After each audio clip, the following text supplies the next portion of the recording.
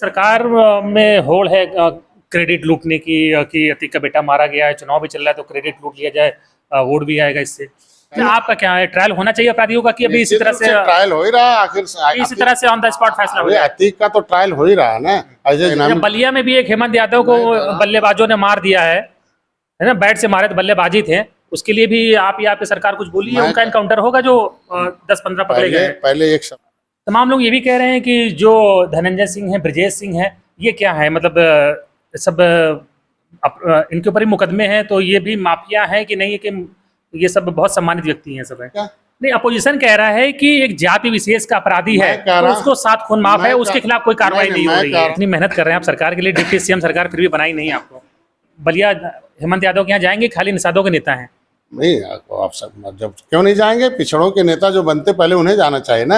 आप नहीं है, आप निषादों नेता हैं। हम तो निषादों के नेता, हम तो जाहिर है सब लोग जानते हैं। निषाद जी हैं, कैबिनेट मंत्री हमारे साथ है। सर, ये प्रेस कॉन्फ्रेंस आपने बुलाई थी, तो अतीक के बेटे का जो एनकाउंटर हुआ है तो उस पर आप भी कुछ बयान दे रहे हैं बड़ा। ठीक है, हम बयान नहीं दे रहे हैं, बयान विपक्ष कर रहा है, बयानबाजी कर रहा है, उसका जवाब दे रहे हैं।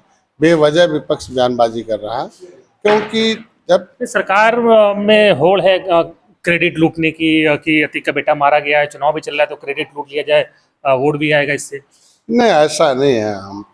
हमें यह है कि हमें इतना याद दिलाना है विपक्ष को कि आज जिस तरीके से आप एक अपराधी मारा गया उसके साथ खड़े हैं, उसके लिए बयानबाजी कर रहे हैं, उसके लिए है।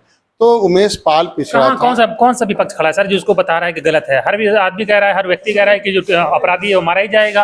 नहीं, ये कह रहे हैं ना कि फर्जी इनकाउंटर है, ऐसा है, वो है, यह है, तो इसका मतलब खड़े है ना। फर्जी कहने का मतलब तो खड़े ही है ना आज के दिन में। यही तो वो ये कह रहे हैं कि एनकाउंटर फेक है, अपराधी का मारा जाना गलत नहीं है, अगर जिसने काम किया वो तो मारा ही जाएगा।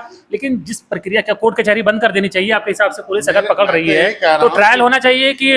मैं कह रहा हूँ कि क्या ऐसे ही उमेश, संदीप, निषाद और सिपाही मरते रहे और आप लोग अपराधियों के लिए इन लोगों को? अच्छा, आपका क्या है, ट्रायल होना चाहिए अपराधियों का कि अभी इसी तरह से ट्रायल हो ही रहा है? आखिर इसी तरह से ऑन द स्पॉट फैसला हो जाए? अतीक का तो ट्रायल हो ही रहा है ना। ऐसे जरूरी अपराधी 5 लाख का इनाम था तो उन्हें जाके 5 लाख का इनाम। बलिया में भी एक हेमंत यादव को बल्लेबाजों ने मार दिया है ना, बैट से मारे तो बल्लेबाजी थे, उसके लिए भी आप या आपकी सरकार कुछ बोली है? उनका एनकाउंटर होगा जो 10-15 पकड़े गए। पहले एक सब्जेक्ट पूरा हो जाए, जिसलिए सब्जेक्ट तो ये भी है ना सर, ये आप मसला यही है कि सिलेक्टिव सब्जेक्ट आपको जो बीजेपी कार्यालय से जो आपको पेपर आ गया है, आप उस पर आप बात कर रहे हैं। हेमंत यादव को भी मारा है ना बल्लेबाजों ने, उस पर भी हम आएंगे अभी आप पर। मैं कह रहा हूँ बिना जांच के तो उमेश पाल हत्याकांड में उसका नाम आया नहीं, जांच आने के बाद 5 लाख। ठीक है, असद को मारा, उसको मारा,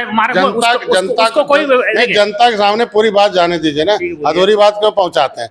बिना जांच के तो उमेश पाल की हत्या में उसका नाम आया नहीं। अगर नाम आया, सीसीटीवी फुटेज में देखा था, नाम आया तो नाम आया, इनाम घोषित हुआ। अभिरक्षा में मारा जाता तो उस पर क्यों फर्जी इनकाउंटर की बात करके? हम लोग कह रहे हैं ना सर कि धनंजय सिंह, ब्रजेश सिंह, ये तो उनके भी बड़े बड़े मुकदमे हैं, ये तो बाहर। आज के दिन में इन्हें जो है, उन लोगों को अगर इतना ही उनके प्रति है तो संदीप, निषाद और उमेश पाल की जब हत्या हुई तो क्या सपा बसपा ने उनके लिए संवेदना जाहिर की? क्या उनके घर पर अपने विधायकों को भेजा? खाली वोट ही लेंगे कि खाली बस अपराधियों के साथ? और जो रहा बात अभी बलिया की बात कर रहे हैं, तो निश्चित रूप में मुख्यमंत्री जी को धन्यवाद दूंगा।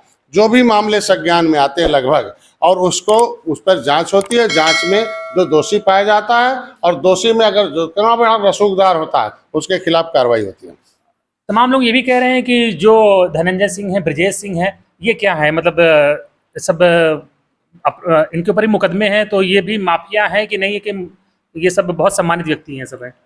ऐसा नहीं, सबके खिलाफ मुकदमे चल रहे हैं। और जब जहाँ मुकदमा ट्रायल में होता है तो मुकदमा जब ट्रायल में होता है तो मुकदमे के हिसाब से, न्यायालय के हिसाब से, न्यायालय ने कहा था कि जाकर जो है संदीप निषाद हत्याकांड और उमेश पाल हत्याकांड में जो शामिल है उसे अभिरक्षा मिला, तो उस अभिरक्षा में लाने के लिए और निश्चित रूप से जवाब कार्रवाई मार गए। तो जितने का नाम आप ले रहे हैं सबके खिलाफ मुकदमे चल रहे हैं, और मुकदमे में जब न्यायालय में जो विचाराधीन होता है तो न्यायालय के ऊपर होता है, न्यायालय के ऊपर कोई टिप्पणी नहीं की जा सकती।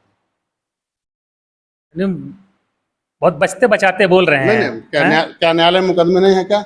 नहीं, अपोजिशन कह रहा है कि एक जाति विशेष का अपराधी है तो उसको 7 खून माफ है, उसके खिलाफ कोई कार्रवाई नहीं हो रही है। मैं कह रहा हूँ आज के दिन में क्या न्यायालय मुकदमे नहीं चल रहे हैं? जो मामला न्यायालय में है उस पर हम क्यों टिप्पणी करें?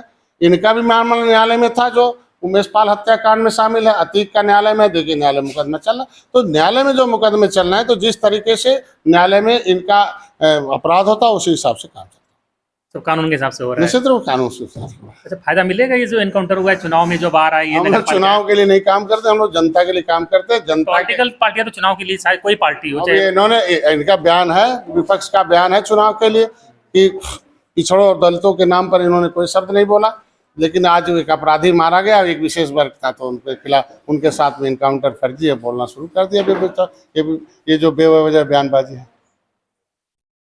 इतनी मेहनत कर रहे हैं आप सरकार के लिए, डिप्टी सीएम सरकार, फिर भी बनाई नहीं आपको? देखिए, हमने को बहुत कुछ है। आज के दिन में हमारी आवाज़ को 70 साल से लोग भाड़े के पहलवान पालते थे और उसको लखनऊ और दिल्ली में पहुंचाते थे, और भाड़े के पहलवान लखनऊ दिल्ली में जाके अपनी आवाज़ को ख़त्म कर देते थे 70 साल में। हम अपने को गौरवान्वित हूँ कि भारतीय जनता पार्टी के साथ हूँ। मैं अखाड़े के पहलवान के रूप में अपनी पार्टी लेकर लखनऊ के विधानसभा विधान परिषद में हूँ, और देखिए 2024 में लोकसभा में जाएगा, और हमें अलग से समय मिलता है अपने समाज की आवाज़ उठाने के लिए, उन दलितों, पिछड़ों, शोषितों के, उन जिनके साथ अन्याय 70 साल से सपा बसपा कांग्रेस ने किया है, उनको ओपन करने का और इनके अधिकार देने का। आज 1 साल के अंदर आप देखे होंगे मंत्री मैं हूँ, बड़ा आपने काम किया है, आप पूरा करिए, नहीं कम मैंने जान लीजिए ना कि 70 साल में 67 बरस में 3000 करोड़ रुपया दिया। आज के दिन में हम 17 योजनाओं के माध्यम से अपने समाज का विकास कराने के लिए काम कर रहा हूँ। 70 साल में एक भी योजना बता दे सपा बसपा कांग्रेस? अच्छा, ये एक आखिरी सवाल खत्म कर लें। बलिया हेमंत यादव के यहाँ जाएंगे? खाली निषादों के नेता हैं। नहीं, आप सब जब क्यों नहीं जाएंगे? पिछड़ों के नेता जो बनते पहले उन्हें जाना चाहिए ना। आप तो नहीं है, आप निषादों नेता हैं। हम तो निषादों के नेता, हम तो जाहिर है सब लोग जानते हैं कि निषादों के नेता है। हमें किसी बिरादरी से कोई मतलब नहीं? नहीं, हर बिरादरी से मतलब है, जाते ही हैं, कैसे नहीं जाते हैं? हमें यादव हमारे यहाँ है, अभी आपके हैं, जहाँ भी जाते हैं कोई भी मिलता है वहाँ जाते हैं। वही पूछ रहे हैं, हेमंत यादव बलिया जाएंगे? निश्चित रूप से जाएंगे हम लोग, जिस समय अवसर मिलेगा। अभी हम लोगों को आचार संहिता का चलना है, आचार संहिता से जैसे सिद्धि मिलता, क्यों नहीं जाएंगे हम लोग? देखिए, मंत्री जी बहुत भले व्यक्ति हैं, लेकिन अब मंत्री पद पे हैं तो जाहिर बात है कुछ मजबूरियां तो रहती ही हैं, नहीं तो ऐसे ही कोई बेवफा नहीं होता है। मंत्री जी पानी पी रहे हैं, धन्यवाद।